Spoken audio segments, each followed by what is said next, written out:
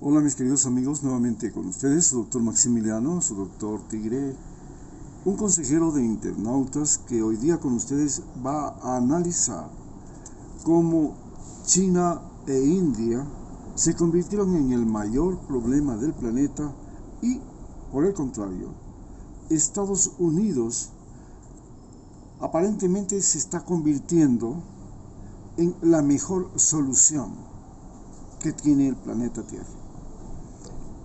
Algo que por supuesto era inadmisible antes de la pandemia, y para eso tenemos que entender que estamos viviendo una sobrepoblación mundial y que esta sobrepoblación mundial fue justamente el centro de origen de la pandemia. China tiene una sobrepoblación de 1.400 millones de habitantes, que el que tenga mucha más población que el resto del mundo no es una novedad. El problema es que ahora, como decía un amigo mío médico, Carlos Lascano, que murió, un día me dijo: el día que China necesite una cuchara más de aceite en la comida, el mundo entero va a entrar en un colapso. Y efectivamente, el día que China necesitó una cucharada más de aceite, las plantaciones de palma africana comenzaron a propagarse por toda América Latina y especialmente por las selvas tropicales, produciendo un colapso ambiental. Pero China, además, ya no es solamente 1.400 millones de habitantes, sino que son 1.400 millones de habitantes que consumen más que lo que consume la mayor parte de la población de los países pobres. Esta población que ahora tiene casas, que tiene vehículos, que tiene comida, cuando quiere una aleta de tiburón en su dieta, entonces el Océano Pacífico se convierte en una verdadera desgracia para los peces, y hasta Galápagos, que tiene una gran cantidad de tiburones, es atacado por 260 barcos que van a tratar de quitarles la aletita, y luego de eso pues lo demás ya que se lo coman los demás peces. Solo por una aleta de tiburón, en este momento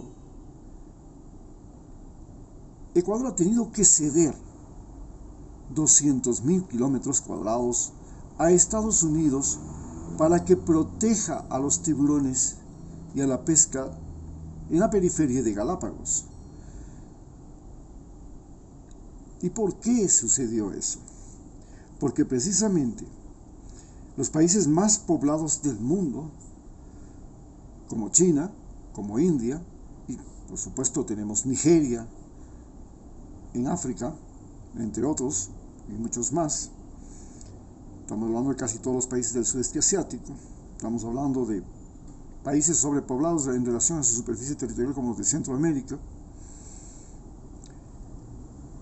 Tenemos entonces estos países superpoblados tienen dos problemas que hacen perder la cabeza a cualquier ser humano: hambre y sed. Si hace falta agua, esa gente va a volverse loca. Si hace falta comida, esa gente va a volverse loca. Y no son uno, no son dos. Estamos hablando de cientos de millones de seres humanos. Y si sucede una catástrofe natural, una sequía, una inundación, un terremoto, no es lo mismo que suceda eso en las islas como las que ha sucedido recientemente, la erupción del volcán en Oceanía, donde, bueno, la población ni siquiera conocía lo que es el COVID. Y bueno, si hay una erupción volcánica, la gente salió corriendo y no pasó nada. Esa misma erupción volcánica, si sucede en la India, si un tsunami sucede en el sudeste asiático, como ya ha sucedido, se produce una catástrofe humanitaria de proporciones que puede movilizar a la población de ese lugar hacia otros lugares y convertirse en centro de un problema que pasa, como se dice, a las manos. La gente comienza a utilizar armas, se pelean entre países, se pelean por fronteras, se quieren invadir. Esto históricamente ha sucedido desde el Imperio Romano, cuando los nórdicos europeos comenzaron a sufrir glaciaciones y comenzaron a invadir el Imperio Romano. Se produjo la caída del Imperio Romano.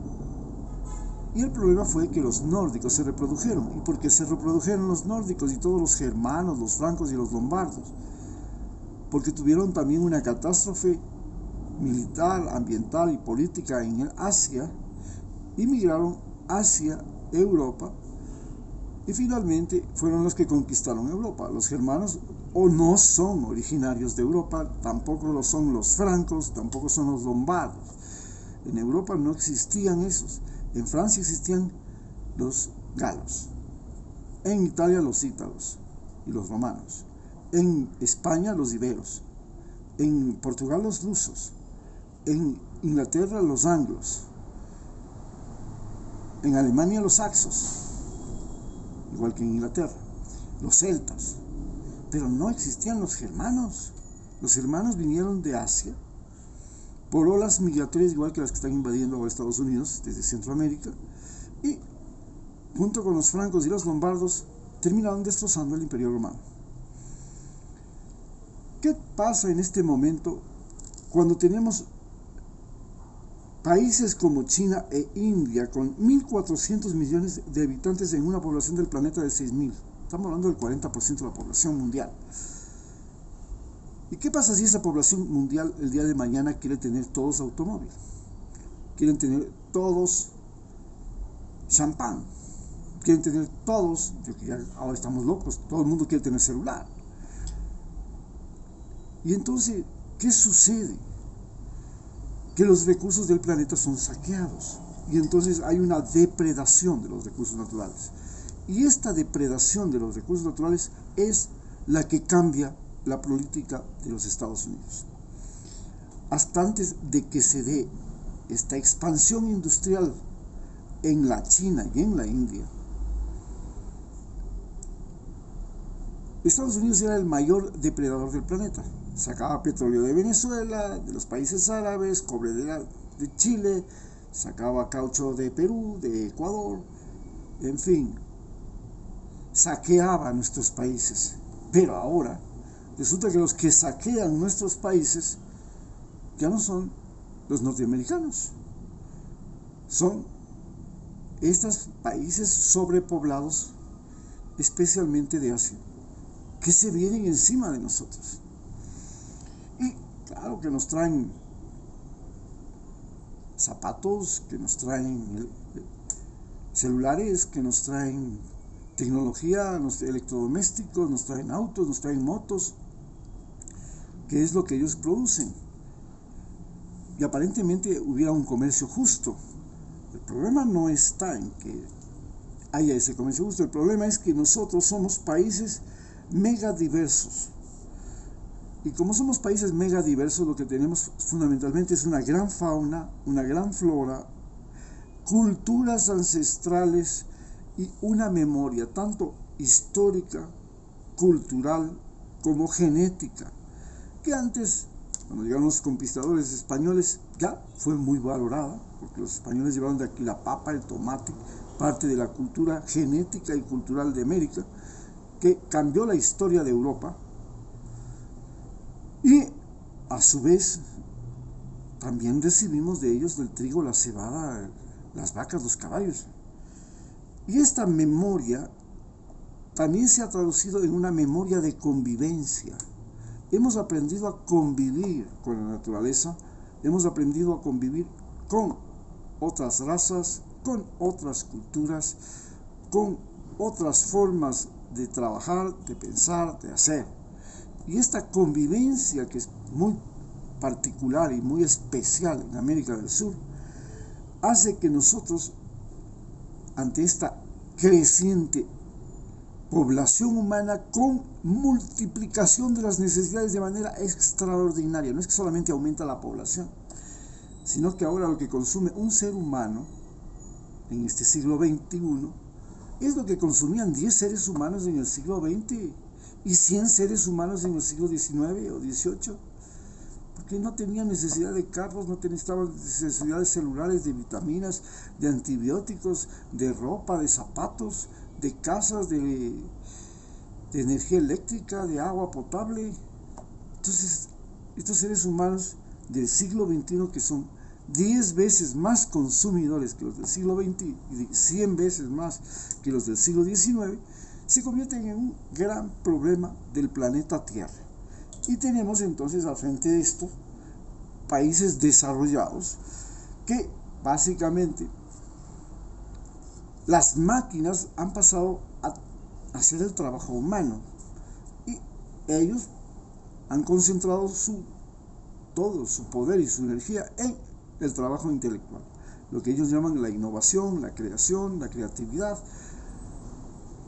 Y en esto las máquinas, los robots que están sacando a los seres humanos de las fábricas, sacando a los seres humanos del trabajo doméstico, sacando a los seres humanos de los ancianatos, porque ahora hasta hay robots que atienden a los viejos. Estamos creando un desempleo que fuerza a la población fundamentalmente a trabajar en trabajos que representen más actividad cerebral, que sean innovadores, que creen innovación, que creen cosas nuevas, que busquen, que sean artistas, que sean creadores, inclusive deportistas, que sean personas. Y claro, ¿qué pasa con los que hacían los trabajos rutinarios? Se reducen. Y estos países desarrollados donde las máquinas se convierten en algo esencial para la existencia del país, tienen la capacidad de producir en serie y en forma masiva, de manera tan extraordinaria que pueden llegar con sus productos al último rincón del planeta, y en eso comienza, y su negocio es producir en todo el planeta Tierra un consumismo desenfrenado. Y este consumismo desenfrenado ahora nos lleva de plásticos los océanos, nos llega de plásticos la casa, nos llega de pesticidas todo lo que comemos, nos llega de gases contaminantes todas las ciudades, incluidos los gases de los automóviles, y como consecuencia de eso, ellos mismos, nosotros como especie humana, estamos comenzando a vivir una debilidad biológica. Esta debilidad biológica es primero interna, por eso nos ha afectado la pandemia, y en el país donde ha habido más desarrollo de la medicina, más medicamentos, más aparatos médicos y todo, es en el país donde hay más muertos. ¿Cómo es eso? ¿Cómo se explica? Es sencillamente que en este siglo, en el siglo pasado, que el antepasado, Estados Unidos desarrolló una debilidad biológica. La gente comenzó a depender menos de alimentos naturales, menos de sus propios mecanismos de defensa, los glóbulos blancos, las respuestas inmunitarias, y pasó a depender más de los antibióticos, de las vacunas, etcétera, etcétera. Y el cuerpo se volvió perezoso. El cuerpo, los mecanismos de defensa natural del cuerpo se volvieron perezosos, y entonces ahora volver a reconstruir seres humanos que tienen capacidad de autodefenderse es una tarea casi imposible e inconveniente para las grandes empresas que venden fármacos, que venden antibióticos, que venden vacunas. Ellos necesitan que todos los seres humanos sean cada vez más débiles para que consuman más medicamentos y más vacunas. Este debilitamiento biológico también se ha traducido en un debilitamiento biológico de su entorno. Los animales no tienen capacidad ya de una supervivencia frente a esta expansión urbana, esta expansión agrícola, esta expansión industrial, que los reduce a pequeños espacios y áreas protegidas, donde se conserva la memoria genética, donde se trata de conservar algunas especies, pero donde no existe una convivencia con los seres humanos, sino que los seres humanos viven en un mundo que es lo mismo que vivir en el espacio, viven en departamentos, con todo acondicionado, aire acondicionado, agua acondicionada, todo acondicionado, todo perfecto, y no pueden vivir donde le caiga la lluvia, donde le dé el sol, donde haya frío, donde haya exceso de calor, porque si llega una ola de calor se mueren, si llega una ola de frío también se mueren, no tienen capacidad de resistencia. Y entonces no pueden vivir junto con los animales que en cambio viven expuestos al frío, al calor, al sol, a la radiación. Y se van creando dos territorios y hay una pugna por esos territorios. La población humana se multiplica rápidamente y les quita territorio a las especies naturales. Las especies naturales, en cambio, son devoradas por los seres humanos, por el cambio climático, por las alteraciones que existen en su entorno, y finalmente esos países desarrollados se enfrentan, como vuelvo a explicar, a un debilitamiento biológico interno y externo. ¿Cómo Estados Unidos llegó a convertirse en el país aliado de nosotros los latinoamericanos, en el mejor aliado de nosotros los latinoamericanos, después de haber sido durante casi 200 años el peor enemigo que jamás pudimos haber creado y soportado?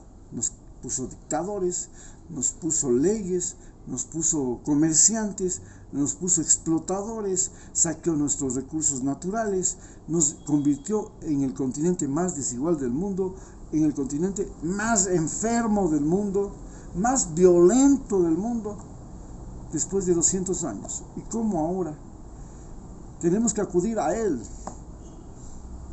para poder decirles, ayúdenme a proteger las Galápagos? No podemos. Estos chinos nos están saqueando todo por una aleta de tiburón.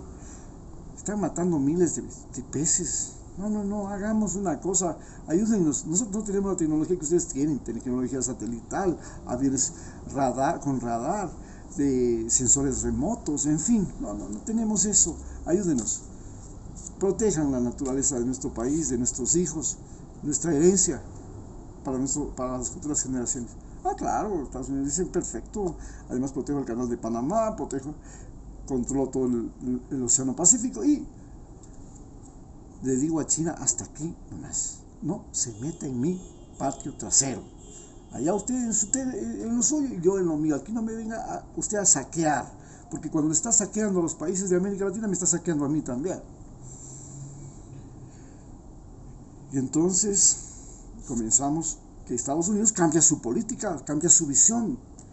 Y lo mismo pasa cuando descubre que la gente que está llegando a la frontera viene escapando de gobiernos, de sociedades, donde la violencia, la inseguridad, que antes él mismo la propulsaba, porque él puso dictadores como Somoza, como Batista, como Pinochet, él mismo mataba a la gente, él mismo hacía todas las desgracias, llevó una guerra, la guerra de Colombia, que se inicia por el Urabá, y el Urabá era una plantación de la United Fruit. Ahí se inicia la gran guerra civil colombiana que no termina hasta ahora, y donde están los contras y los paramilitares dándose bala, y de donde es Uribe, donde se inicia, pues, en donde la United Fruit tenía sus cosas. Entonces viene este gran problema de cómo, de pasar a ser el saqueador de América Latina, tiene que pasar a ser ahora el protector de los recursos,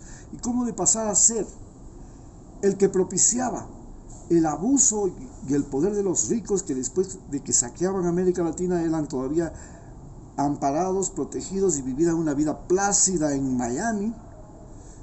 Aquí ahora les tiene que decir, vea, señor presidente, no le voy a dejar entrar en mi país, le está diciendo el presidente de Honduras, porque usted es un pillo.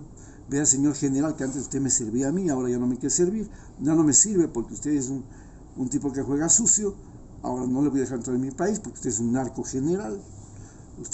Y así comienza a luchar contra la corrupción, porque se da cuenta que el problema fue que en estos 200 años la derecha latinoamericana, la clase política latinoamericana, los poderosos latinoamericanos crearon un mundo lleno de corrupción, que comenzó con Odebrecht, que se rebeló con Odebrecht y que comenzó con la independencia de América y con la conquista española.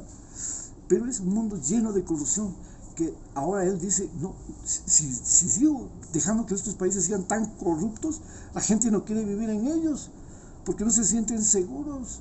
Ahí cualquiera le puede salir en la calle y le pega un tiro y no hay justicia. Le roba y no hay justicia.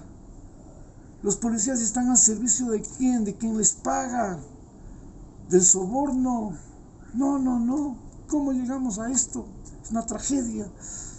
Y entonces comienza a luchar contra la corrupción, contra la violencia, contra la maldad que ha germinado en América Latina y que se comienza a convertir en incontrolable.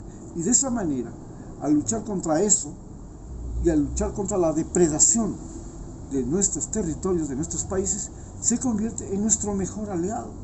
Increíblemente, de ser aquel país al que todo el mundo salía en las protestas a quemarle la bandera, hoy día tenemos que decirle, vea señor, chuta, ayúdenos porque no podemos detectar a los que se llevan la plata y esconden en Panamá o en Miami.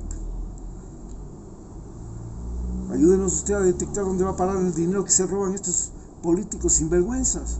Ayúdenos a detectar quién se está robando la madera. Ayúdenos a detectar quién se está robando